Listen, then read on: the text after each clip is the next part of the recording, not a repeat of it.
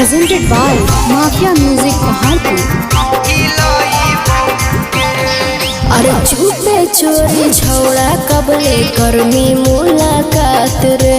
कर ले बियाहवा फिर मनई है सुहाग रात रे अरे चुपे चोरी छौड़ा कबले करमी मुलाकात रे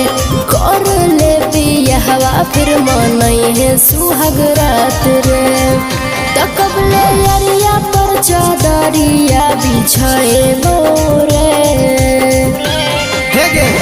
दुल्हन बना के जब लई बहू गे रात भर पलंगिया हिलई बहू गे चांद के पार ले जई बहू गे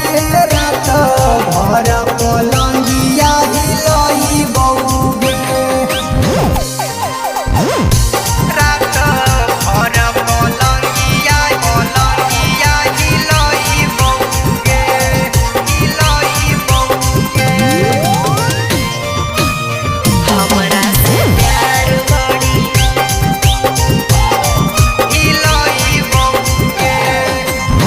हमरा से प्यार बड़ी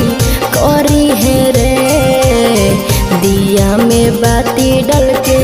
जारी है रे रोजे अकबारी में धरी है रे तोड़ी के खूटा छूटा चोरी है रे जब मंगिया छौड़ा भारी है रे तब मजा खूबे मारी है रे जब मंगिया हमर भारी है रे तब मजा खूबे मारी है रे तकबले मौगी वाला फर्ज निभाई बौरे दुल्हन बना के जब लई बहू गे रात भर पलंगिया हिलई बहू गे चांद के पार ले जई बहू गे रात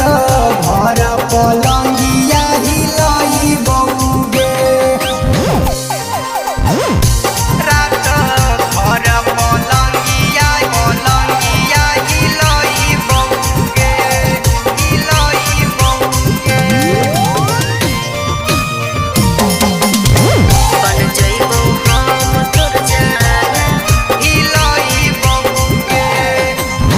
बन जइबो हम तोर जाना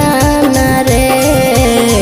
तू बनिहे हमर मर्दाना रे करबौ न तोरा कबो माना रे मजा तुम्हारी है रोजाना रे सुने सुने मोर दीवाना रे की डोली लेके आना रे सुने सुने मोर दीवाना रे की डोली लेके आना रे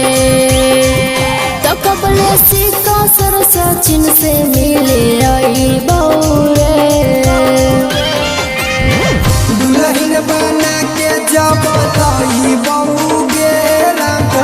भर पलंगिया